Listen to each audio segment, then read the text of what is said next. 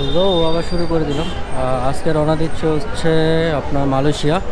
Already আছি এয়ারপোর্টে, যার কারণে আর কি তাড়াহুড়ার কারণে আমি আসলে ভিডিওটা শুরু করতে পারি নাই। আমার আজকের ট্যুরটা হবে মালয়েশিয়া। আমার একটা ট্রানজিট আছে, সেটা হচ্ছে সিঙ্গাপুরে। সিঙ্গাপুর থেকে হচ্ছে কুয়ালালামপুর, কুয়ালালামপুর থেকে হচ্ছে লাংকাই, দেন লাংকাই হচ্ছে 3-4 দিনের ট্যুর। আর সেটা আমার আস্তে আস্তে ব্লগগুলো পেয়ে যাবেন আপনারা। আশা করি আমার সাথেই থাকবেন আর এনজয় করবেন।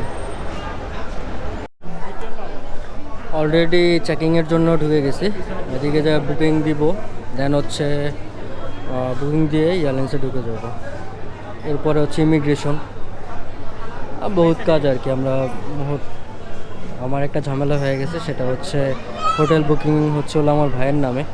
তো আমার ভাই তো যাইতে পারবে না, সেজন্য হোটেল বুকিংটা হয়তো বা আমার ক্যান্সেল করতে হবে। অ্যাকুরেটলি বলতে পারতেছি না এখনও, এটা ওই সিচুয়েশনে বোঝা যাবে যে কি হয় আসলে।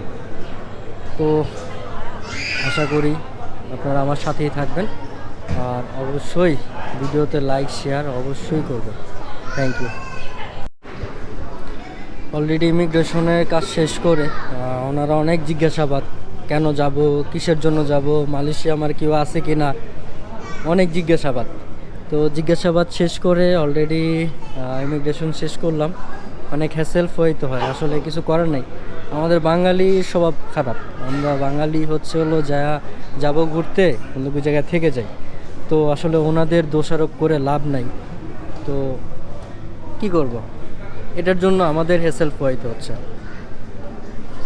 ইমিগ্রেশনটাই মানে শুধুই তো কোনো কিছু করে না, এরকম হ্যাসেল আমাদের জন্যই পোহাইতে হয় আসলে। মানে ওনাদের কোনো দোষ নাই এখানে, ওনাদের ইনকোয়ারি ওনারা করবে। তো দেখি কী হয়, এরপরে বিমানে যেয়ে দেখা হবে।